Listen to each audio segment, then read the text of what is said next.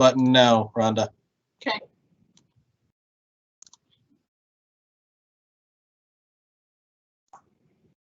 Okay, hello, welcome to this month's Research Matters with the state of the HRPP, where we were, where we're going. My name is Rhonda Oylepo. I'm the director of the Human Research Protection Program.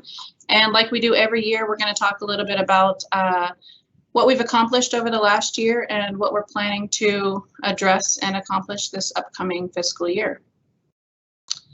So this is a slide that just represents the Human Research Protection Program components. We like to remind everybody that the HRPP office is not the Human Research Protection Program as a whole. In fact, there's a lot of different components at the institution and our affiliated institutions as well that go into protecting human subjects. So our office, the responsibilities, however, do cover a lot of ground.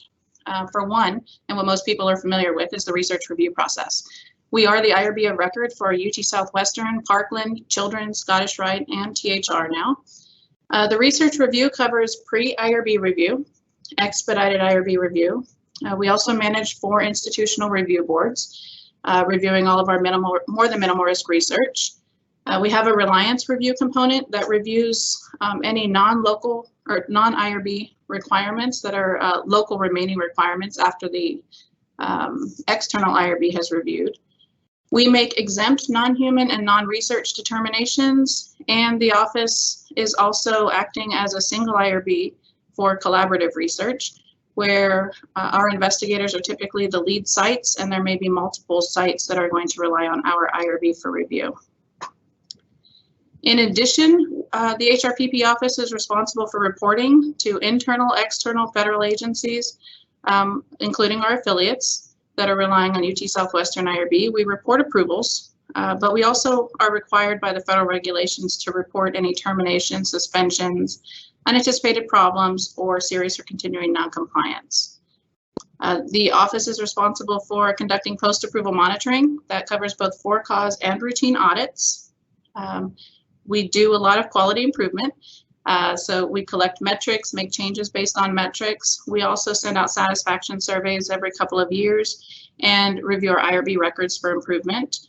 The IRBs for UT Southwestern also function as the privacy board to ensure that any HIPAA requirements are met. In addition, we provide ethics education through city training. We establish the minimum requirements that are required under our federal-wide assurance and ensure that all individuals that are engaged in human subjects research have met those requirements. We also provide continuing education to IRB members in the research community through things like Research Matters. The department is responsible for managing IRB review and reliance agreements and ensuring compliance with the terms of those agreements. We coordinate with our ancillary committees and performance sites to ensure that reviews and approvals are secured prior to activation of studies. We consider conflict of interest, whether or not there's any potential for conflict of interest, and if so, ensure coordination with the conflict of interest office and committee and provide any recommendations to the IRB. We also provide assistance for clinicaltrials.gov, so this is relatively new and just began last year. We provide assistance with tracking, registration, updates, results reporting, which can be quite complex, and the new requirement for consent posting requirements under the new common rule. We provide support for regulatory affairs for research teams during and after audits from external agencies like the FDA. We also are just beginning support for sponsor investigators, and we're collaborating with the Office of Clinical Research regulatory support to ensure that sponsor investigators holding their own IND or IDE maintain compliance with FDA regulations and requirements. And finally, we are implementing participant advocacy within the department and outreach as well. And so the advocacy component will manage complaints and concerns, which we've always addressed to some extent, but we'll also begin collaborating with the Office of Clinical Research and others on outreach activities for participants. So this is the HRPP organizational chart. very similar to last year, except that now we have specific areas for the regulatory affairs support covering the CT.gov and FDA audits and participant advocacy. But the institutional review board is still there, and the regulatory monitoring and quality assurance is there as well. So moving on to metrics for the last few years. Looking at the study volume first from 2016 to 2020, and again, this is calendar year. If you look at 2016, we had 900 total studies submitted. That went up a little in 2017. And interestingly, the number of approvals dropped in 2018, but we are starting to see that climb back up again. 2019, we had 1,041 approvals. And this year, technically as of September 30th, we've had 990 approvals already. So we've almost met the number of approvals from last year, so we can expect that to continue to increase. As of this year in June, when we submitted our AHRP report, we had over 5,000 active studies at UT Southwestern. So looking at turnaround time, which everybody's very interested in, you can see that our turnaround trends are continuing to decrease. We do have some fluctuation with Reliance, but we can definitely say that for full board, expedited, and exempt, we've either met or exceeded our goals with regards to turnaround time. So there's been a lot of work that's gone on in the department. We continue to use metrics, continue to make adjustments as needed to try to find ways to bring those times down. I do want to point out that with Reliance new studies, those times are a bit all over the place, and there's a lot of factors that go into Reliance. If any of you have relied on an external IRB, you know that in addition to just the review that our office does, we also have to coordinate those agreements with the other institutions, and we still have to rely on our ancillary committees and performance sites to complete their reviews as well. So the overall submission to final approval is a bit skewed based upon a lot of outside factors, but we do our best to keep them moving through as quickly as possible. I do want to point out that the 30-day turnaround for Reliance studies is now at 10 days as of today.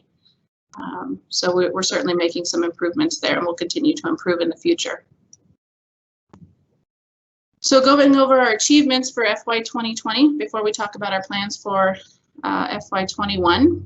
So last year we did publish our new website. So we have our own URL under research, and it's been significantly simplified, and I hope that you all find it useful. If not, please send me an email, let me know what you'd like to see changed. We had 64 pages with our previous site, and some of them had up to 4 sub-pages. With our new website, we're down to 21 pages with only 1 sub-page each. So we're trying to give you the information that you need without too many clicks. Community outreach collaboration. So as we went through our AHRP accreditation process last year, one of the findings that we had to respond to was on community outreach. They really wanted to make sure that we were considering outreach, letting the community know that we do research here at UT Southwestern, and how we protect participants in research. And they wanted to see us not only doing outreach, but also evaluating our outreach efforts and making improvements as needed. So I took that information back to the HRPP steering committee last fall. And as a result, we began a committee late fall with representation from the HRPP, the Cancer Center, Office of Clinical Research, Emergency Medicine, who does a lot of outreach for exception from informed consent studies, the hospital, and the CTSA. And we meet monthly and talk about outreach efforts and what we need to do to really improve the outreach to the community and how to communicate the research that's going on at UT Southwestern. So expect to see some changes from that in the near future, hopefully this year. One of the most notable achievements last year was Green Light. I think that impacts every single study that comes through, and that was December of 2019 was the go live. And that was a collaborative effort with sponsored programs, clinical trials management, clinical research services, and HRPP. And Green Light, as you hopefully know, is a process that allows the HRPP to hold on activation of studies until all of the requirements have been met. And seems to have been functioning pretty well. We've had a few snags, but overall, it's really allowing us to ensure that everything is in place prior to the studies actually enrolling their first participant. Clinicaltrials.gov support. In 2019, we started within our office tracking clinicaltrials.gov compliance and trying to bring everybody into compliance, not just with registrations, but with their updates, revisions, and ultimately results reporting. And so in 2020 summer, so just in May of this year, we really enhanced that support and moved it beyond just the compliance tracking, but really reaching out to investigators, being proactive, trying to help them through the results reporting, and occasionally even recommending verbiage that may be acceptable for the PRS administrators. So if you haven't had any interaction yet with this group, you probably will at some point in the future. We are now nearing 100% compliance for results reporting, which is really awesome. At this point in time, as of yesterday anyway, we had one study that was pending results acceptance from the PRS. So in 2019, there was a new opt-out process for research recruitment that was implemented at UT Southwestern that required that patients be notified that they may be recruited for research unless they opt out. And they were giving them multiple areas and ways in which they can opt out. As a result, our office revised our policy and procedure, the identification and recruitment policy, which does explicitly allow for the cold calling of patients who have not opted out of research recruitment. However, it's expected that researchers would coordinate with the Research Recruitment Office and the Office of Clinical Research before calling any prospective participants. And the reason that you would coordinate with the Office of Clinical Research is just to ensure that participants are not being called for 10 different studies on a single day. Then there was a new combined virtual HRPPO CTM office hours that rolled out in this summer, partly due to COVID. Prior to that, as you might remember, we were holding our IRB office hours weekly in person, and with COVID, with the pandemic, we've moved that to a virtual platform using Zoom, which has breakout rooms, and I've heard is working really, really well. And this summer, we included the Office of Clinical Trial Management in that as well to help you have all of your questions answered, hopefully in one sitting. Translation services, we promised you that we would establish a master PO last year, and we did. So with that master PO in place, once a quotation from TransPerfect is accepted by the study team for the translation of their document, our office will actually submit a journal to collect the fee, and then the translation process will begin, and we are starting to see the turnaround time decreasing with that new process in place. The HRPP focus group we put into place last year, and it has representation with coordinators, research nurses, research managers, IRB, we even have an IRB chair, and research administration representatives as well. We meet monthly with the group to discuss any projects that we have, any bottlenecks, concerns that the research community is seeing. Again, if you're interested in being part of that focus group, send me an email. We're happy to add you. That focus group has been instrumental in form changes, wording changes, announcements that go out, and will be extremely instrumental in any revisions to the eIRB system moving forward. Last year in the fall, we did combine all of the Reliance requests into one single REDCap link. I don't know if you recall, there used to be different forms and different links. Now you would go to just one location to submit your request to Rely, either having institutions relying on us or for us to rely out. We made quite a few eIRB updates last year, as we always do. I think the most significant that I wanted to point out was the revision to the continuing review process that allows for annual updates instead of a full regulatory review being required for certain studies. This was in response to the revised common rule, and the annual update form is a much simplified form with fewer questions. This is applicable to Reliance studies, studies relying on an outside IRB, expedited studies, and non-FDA regulated studies. And we've also added a new state within eIRB that rather than studies reaching a state of expired if we haven't received and approved your annual update, it will reflect to say annual update overdue, because there is no longer an expiration on certain studies. So I think We can't talk about achievements from this past year unless we talk about the pandemic. This fiscal year 2020, we started off with a bang, and we were really rolling and had some great momentum, making a lot of changes. However, with the pandemic in March, a lot of things came to a halt for us, as I'm sure it did for many of you. Most importantly, what did not stop for us, though, was the work that we're doing day to day to support you. We did what we could to minimize any burden to study teams by not requiring modifications for every single change that you had to make in response to the pandemic. We only required modifications if those changes would impact the right, safety, or welfare of participants. We moved all of our IRB meetings to a virtual format, to Zoom, and has been working really well. We're getting great feedback, great participation as well. And this very well may continue into the new fiscal year, even past the pandemic. Our staff is about 90 to 95% remote. And even with everybody being remote, our turnaround time, we were seeing it decreasing during the pandemic, even though we were seeing study volumes increase. So it's interesting because so many studies were placed on hold. However, new studies were being submitted and didn't seem to slow down for us, even if you weren't actually opening those studies. Electronic consent has become more widespread, the use, which is exciting. Certainly something that we've always encouraged, but I think it was not completely understood how to implement it. And, sometimes necessity is the mother of all invention. So people just put that in place as soon as the pandemic came in. We did work with Academic Information Services to help make available the Part 11 compliant DocuSign for any COVID research that's FDA regulated.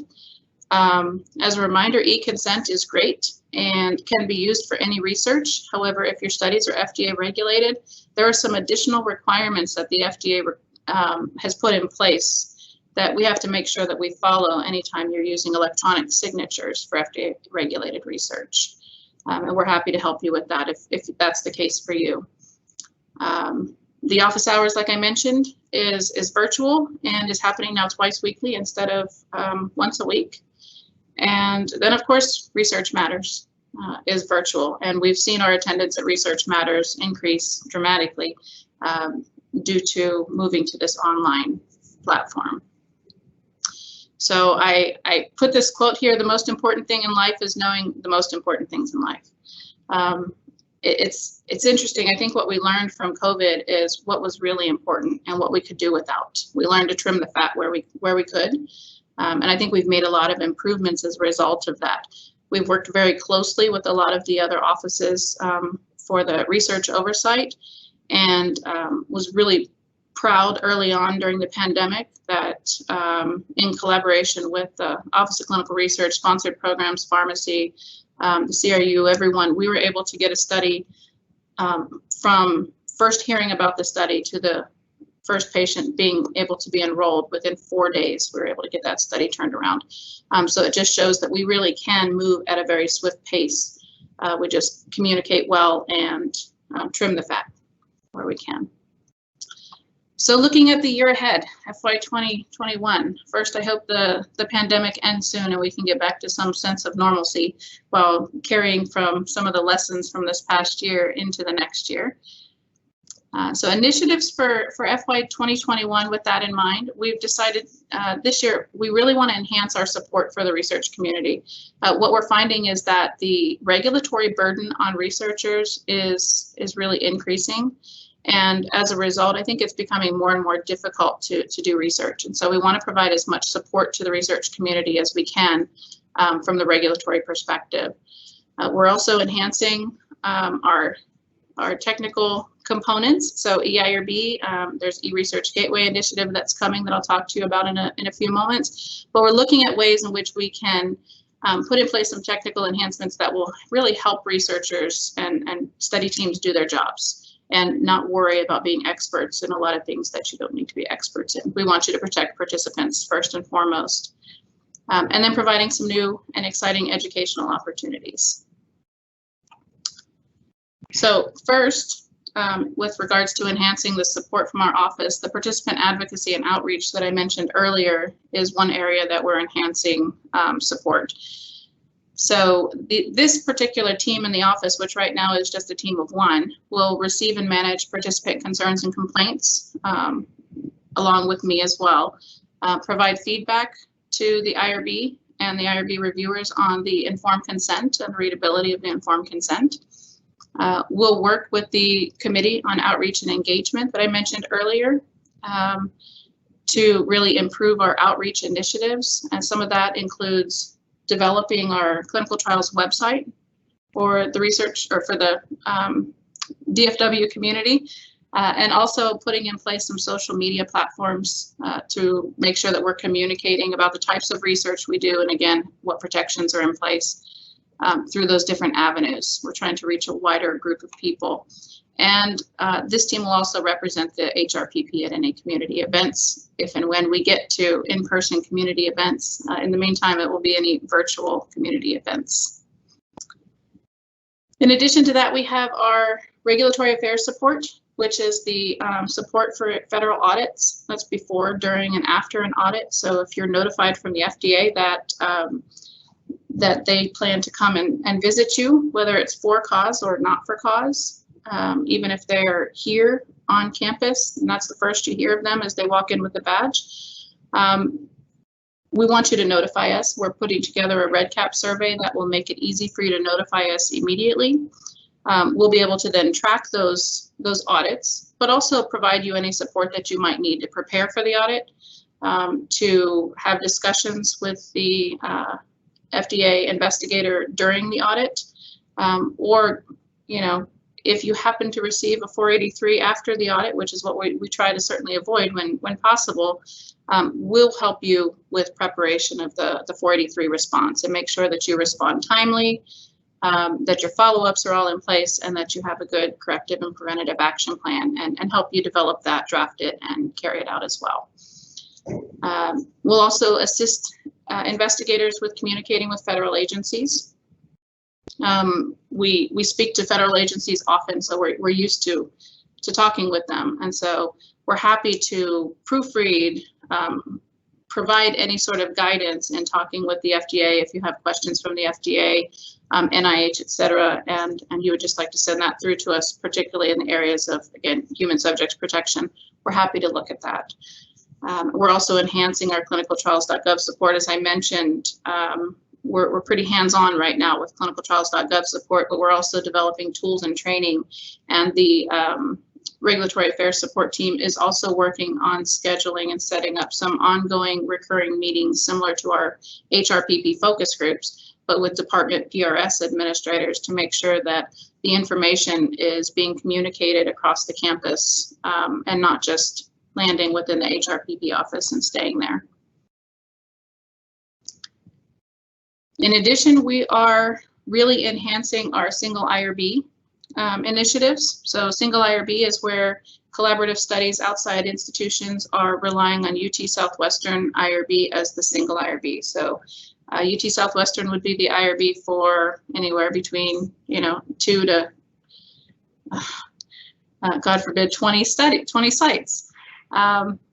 As part of this, we plan to host meetings prior to the SIRB review. We can discuss the process with the investigators and even the relying sites as well. We're developing tools to support UT Southwestern SIRB review, for example, continuing review forms that can be completed by the relying sites for submission with the annual review from our local investigator. We're expanding SIRB options in EIRB to support this type of review. So the idea here is that we want to be able to have investigators who are relying on UT Southwestern IRB to have some sort of access to our electronic system. At this point in time, as you know, you have to be behind the firewall to access EIRB. So we'd really like to expand or improve upon the access. And we have some ideas for that with our new system. And finally, and probably, really important, is we provide the IRB fee estimates for sites that might be relying on UT Southwestern IRB as the SIRB. This is important for you to contact us early on if you're submitting an NIH grant application and you wish for UT Southwestern to be the IRB of record for all of the sites in that study. We want to make sure that you include the budget, or include in your budget these SIRB review fees, and that way there's no edits or adjustments that need to be made later on. So support for sponsor investigators, as I mentioned earlier, we are collaborating with the Office of Clinical Research to ensure that sponsor investigators maintain compliance with those FDA regulatory requirements. And as a reminder, a sponsor investigator is an investigator who holds their own IND or IDE. You know, that's an agreement with the FDA and between the FDA and the investigator. So we don't have, as the IRB or the HRPP, we really don't have a lot of information about those agreements or studies unless the investigator provides it to us. And we'd like to provide as much support as possible to ensure compliance and to prevent any potential terminations of INDs or IDEs. And so what that support will look like is before study submission, we'll meet collectively with the HRPP and OCR with prospective sponsor investigators to really discuss what their responsibilities are, what the process looks like from the very beginning, sort of from the idea all the way until you close out the study. And then we'll provide resources and support as necessary for those investigators. During the study, we will identify, my office will identify when potential reports should be submitted to the FDA, and then we'll send reminders to both the investigator and notify the Office of Clinical Research that those reports may be due. So those reports include your annual reports, any modifications or changes to the study, SAE incident reports. There are certain timeframes that they have to be reported to the FDA, and of course, at the time of study closure or IND withdrawal, there's a report that needs to be submitted as well. And so the Office of Clinical Research will provide support to investigators with the submission of those required reports. So we are also working on standing up a quality improvement review committee. That review committee will be administered by our office, and we're collaborating with the Quality, Safety, and Outcomes Education Office as well. The committee will be responsible for confirming whether or not IRB review is required. It'll still go through the initial review in the HRPP office like it does now. And if the analysts in the office say IRB review is not required, we'll send it on to the review committee, who will be able to provide additional guidance on data storage, data sharing, things like that, and also ensure that any other approvals are obtained or any other agreements are put in place if necessary, if there's any issues of sharing data outside of the institution. What we're trying to do here is, again, provide as much support to the community as we can to ensure compliance, protect the institution, and ultimately to protect the investigators. So now on to some technical enhancements. Hashtag new system, which I know Josh said was trending several years ago. I'm not sure if something can be trending for 3 years, but if it is, this one is trending. We really had hoped that we would be much further along in revising our EIRB system than what we are, but it was delayed due to the pandemic. Priorities shifted, and this one certainly shifted away. But we have identified the requirements for our new system. We found an ideal model system at CHOP. They use the same platform as we do and have all of the functionality that we'd like to have. It will accommodate access by outside investigators that are relying on us as the single IRB of record. However, we still need a contract to complete the development phase, so it all comes down to money, as it usually does. And right now, as you all probably know, money's tight with the pandemic. So hopefully this is something that we'll still be able to push forward with this year. The focus group, the HRPP focus group, will be instrumental throughout this process, and will be informed sort of every step of the way of what our plans are for the process or for the new system. This year, we're also planning to add THR to the Greenlight process. As you may know, Greenlight right now only applies to performance sites of UT Southwestern, Parkland, and Children's. We haven't added THR into that process just yet. but we hope to add them and include them in the Greenlight process this year. So the next advancement that I want to talk to you about is eResearch Gateway. So what the gateway is a web-based eResearch systems gateway that we're hoping will allow a single point of entry to all of the research systems. As you probably know, there's a lot of systems that oversee research, a lot of systems that you have to go in and out of to accomplish certain tasks before you can get your studies approved. And I listed some of the systems on the screen here. Hopefully there's not many more because these are the only systems that we're working with at this point in time. But the idea is that you'll be able to access any of those systems directly from the gateway. And I'll show you on the next slide an example of what the gateway may look like. But we really want to help and improve the access, overview, transparency of sort of where your studies are at and what's pending on your studies, and not require you to log into 8 different systems to be able to find out the information that you need. So this here is an example of what we think the researcher dashboard might look like in the gateway. Keep in mind that this is still in concept phase. So we are pulling requirements from all of the different systems. So this is not necessarily what it will look like, but this is a mock-up that we have right now as we're pulling the requirements together. So the idea is that when you log into the gateway, you would land on this dashboard. And on the left-hand side, you can see all of the different systems are reflected. And you can click on any one of those systems, which is a link that will take you to that system dashboard. And you'll know what's pending within that system for you.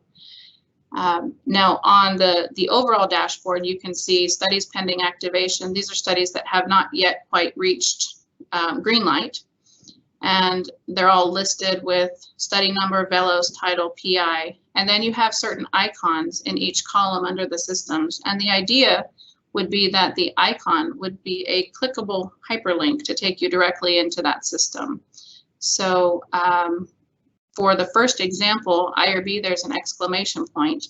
So STU 2019-0145, which is not a real study, probably is a real study number, but this is not a real study. If you clicked on the exclamation point, it would take you into EIRB without having to log in and take you directly to that study within EIRB. So you wouldn't need to log into EIRB, search for the study, and then try to find out what's pending. So this is really to improve access to the different systems. When you see a check mark, it means that there's nothing that you need to do. NA, so for the first study example here, you see there's an NA under grants, means that there's not a grant associated with this study. So if there's no record associated with the study in the system, then there would be an NA. So here's an example of the EIRB dashboard, or what it might look like. Again, we have a box at the top for searching or filtering the records on the screen. And all of these rectangles that are outlined here, these are tiles that could be expanded because there may be more than 2 or 3 studies that would be reflected in each tile. The top box shows my tasks. So those are items that require your attention, meaning that there's something still pending. We put the states as well so that you can see maybe the first study is stipulations pending. The second study, there's a modification and there were changes required. If you click on the hyperlink of the study number, it would take you directly into EIRB to that study. If it's a modification, it takes you to that modification. So that is the expectation here. Again, ease of access and sort of transparency and giving you that overview of all of the studies. As we discussed with the focus group a couple of weeks ago, they also recommended that we add in these hearts so that you can favorite some studies. We know that there are some study teams that manage maybe 50 studies, 100 studies. Maybe there's only 10 that you really, really are working on closely, and so you could favorite or unfavorite them. And if you click on the heart and it turns black, then you would it would actually move into your favorites tile in the middle of the screen. Each one of these tiles would also have the export function, so you could export the data into an Excel spreadsheet and work on it there if you needed to, or if you needed export it, print it out, and take it to your PI and say, okay, here's where we are with the status of all of our studies. And then we separate out at the bottom between new studies, continuing reviews, modifications, reportable events. But the idea, again, behind this gateway is transparency, oversight, and really providing some ease of use for the study teams. You can see, again, with the different systems, EIRB, e-grants, e-agreements, VELOS. So we've talked with the business owners in all of those areas and pulled together some requirements for those. I believe this week we're going to be speaking about training, city training and other training that may be required for research coordinators. We did meet yesterday with credentialing. We've met already with conflict of interest as well, and pulled together what requirements and what some dashboards of those systems would look like. So so far we've gotten great support from all the business owners.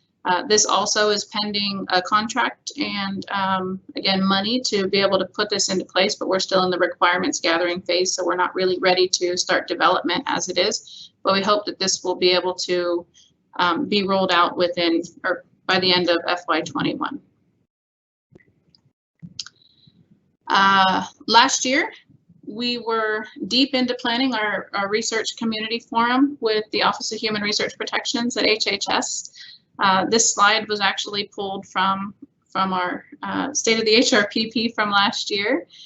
And unfortunately, due to COVID, because the dates were April 7th and 8th, due to COVID, we had to cancel the event from last year. And we've been in communication with OHRP since March, trying to figure out exactly what we're going to do with the Research Community Forum. They really would like for us to continue to put something on in a virtual format. And so that's where we are now. So we are converting to a virtual event. We're not certain yet on what the dates are, possibly spring or summer of 2021. But right now we're working on drafting the agenda and identifying what virtual platform would be used. We also don't know how long it will be. We'll have to talk with our planning committee about that, whether it'll be, 1 half day, 2 half days, 1 full day. But we are hoping that with being a virtual event, that the registration fees will be minimal to none, because our overhead costs are going to be very low. Holding an in-person event, we've got costs related to food and space and travel as well for our speakers. So a virtual event, we get rid of a lot of that overhead. So more to come on that. Another educational opportunity that is going to be rolled out in FY21 is the Introduction to Human Subjects Research. So this is enhanced. This is formerly the Introduction to the IRB or IRB Orientation before that. This is a revamp of that course, and it's been a collaborative initiative with the OCRP and the HRPP. Josh has been leading from our office on that initiative and working closely with Allison Beaver. Rollout, I'm told, is January 2021, and the content is changing in this new course. In talking with the HRPP focus group, they recommended that what new coordinators and research personnel need to know when they come to UT Southwestern is not so much about the history of why we protect human subjects, because you get that history when you do your city training. And if you were a research coordinator at another institution, you know about that history. We want this content to be something that's useful, hands-on, and so we provide you with information about how to carry out research at UT Southwestern Medical Center. And so it will include requirements and cover topics regarding HRPP and IRB oversight, Office of Clinical Research, which involves or includes the Office of Clinical Research personnel and the Office of Clinical Trial Management, sponsored programs, conflict of interest, compliance, credentialing, lab services, biosafety, radiation, and the Simmons Comprehensive Cancer Center PRMC review as well. So we hope that this new initiative will provide incoming research personnel with the tools they need to be successful here at UT Southwestern. So this slide was also pulled from from last year. So we had a federal audit of the IRB back in 2017, which seems like a lifetime ago now. There were no findings of non-compliance. We received a questions and concerns letter and responded right away, and we still have not received a final letter from OHRP. So this will remain on this slide deck until we've received that final letter from OHRP. With regards to the AHRP accreditation, of course, we all know that we successfully achieved accreditation in 2019. And now we are moving into our first reaccreditation cycle. So as we speak, we are starting to prepare for submission of our reaccreditation application to AHRP, which will go in around June of 2021, June, July of 2021. We'll submit the application, receive some responses back from our AHRP Step 1 reviewer, and address any concerns that they might have. An AHRP application process is sort of like an IRB review process. So you submit it, there's a pre-review, they come back with some changes and say maybe you need to modify a few things or clarify a few things, and then we resubmit it, Step 2. And at Step 2, it's a little more of a comprehensive application, and they then schedule us for a site visit. So we can expect that an AHRP site visit for reaccreditation will be scheduled sometime in the early to late spring of 2021. No, I'm sorry, 2022. Okay, and upcoming research matters. So we have a whole year's worth of events for you and topics. Hopefully they're extremely useful. Hopefully you make time for them. If there's anything not here that you'd like to see us talk about, please do send an email to hrpp@UT Southwestern. We'd love to hear from you. We'd love to make sure that the information that we're providing is useful and something that helps you do your jobs better. Okay, and that's all I have for you today. Are there any questions? I'm seeing a no from Erica. All right. Thank you, Rhonda, for that. At this time, I don't see any questions coming through. All right, great. Well, thank you. You all have a wonderful week.